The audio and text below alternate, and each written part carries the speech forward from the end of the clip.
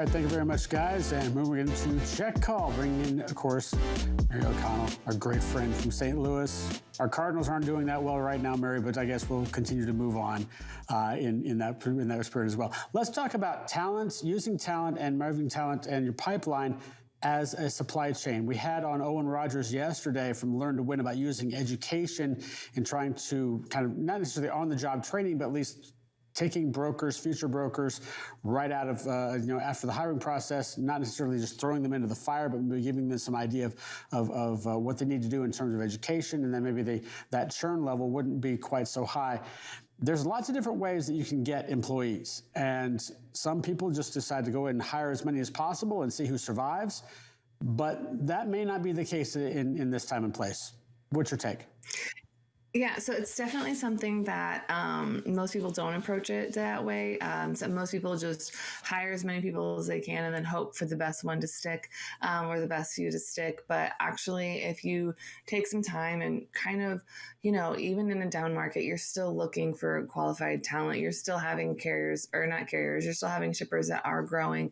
You're still having carriers that need loads. So there is still work to be there because, trucks always are got to move. Something's always got to be delivered. So it's definitely something that, if you focus on your talent pipeline the same way that you would focus on your sales pipeline, there's a lot of reward that you can get there. So whether it's something, like prospecting, like the same way that you would go meet a sales prospect at a conference or an event or the golf course, you can do that for your potential employees as well. It's kind of also about what you can bring to the table as well as what they can bring to the table. If you take it as more of a partnership and really kind of take that individualized approach to, getting some employees, it's going to work out much better for you. I mean, it's not necessarily extremely applicable when you're just trying to hire when you just need bodies and you just need people to come in as fast as possible. That's kind of different. But if you keep working on this pipeline, this talent pipeline, and just kind of farming your own talent and really seeing what's out there and making sure that you do spend some time to get qualified candidates, then you hopefully won't have to just keep hiring insane amounts of people because you'll have quality people that you already have that are willing to come and work for you. How many times do you see a brand out there that you're like, oh, this place looks like it'd be a cool place to work because of everything that I see on social media or through word of mouth. So stuff like that also plays a role. And Mary, can you talk to the other downsides of really, not having that pipeline built out, especially when maybe someone leaves, their career just changes, they get a new opportunity, and now their workload is put on someone else instead of just looking for a new person for it? Yeah, actually, that's absolutely one of the key things. I mean, we see it all the time. When somebody leaves, more often than not, their work gets shifted to somebody else that's still there. And then that's how one person ends up doing the job of, 4 to 5 people because, over time, more and more tasks just get assigned to you. We've all had that. And it's unfortunate, but, if you do have I understand the budgets are always tight, but if you do have the ability to, keep that pipeline strong, and that way that, okay, well, if we have someone leave through whatever circumstances, we can have, this is a good place for us to go to get more. And this is people that we can work with to make sure that we can get someone in and trained and up to speed as quick as possible. Mary, one of the things you talked about in the newsletter is the fact that employers need to reach out to a broader audience of potential employee sources, if you will. Let me just kind of jump on that, on the back end of that. And obviously, you mentioned earlier you want to have qualified applicants, you want to have qualified people come in. How do you define what is a qualified applicant, especially if the job that they're looking at is basically, do you have a college degree? Can you speak eloquently? Good, you've got the job.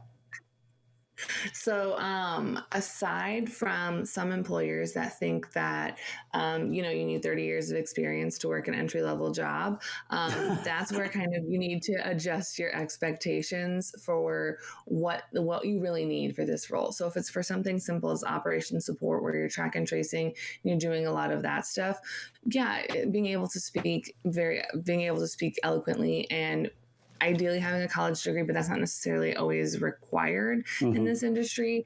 That is something that you can work with, but ultimately, you know, you're going to want someone that has a background in supply chain or maybe a degree in logistics. And since that's not something that's super commonly offered, maybe swing by, maybe set up some sort of Freight Broker 101 training class with your community college, set up some online things. I mean, we've seen countless online resources appear even over the pandemic that can really help train a freight broker. And so what's to say that you can't do something for a dispatch or a track and trace? Just put it out there. I don't know if there's a way to put it on LinkedIn, but you could put something like that on LinkedIn, and people who are getting interested in it and have that natural have that natural draw to it and are interested in learning about it, you're going to find those people and they're going to find you. And that's kind of the best case scenario versus just taking Joe, who just graduated from college, to put him in a seat and hope for the best. But then you still have to teach him about the industry.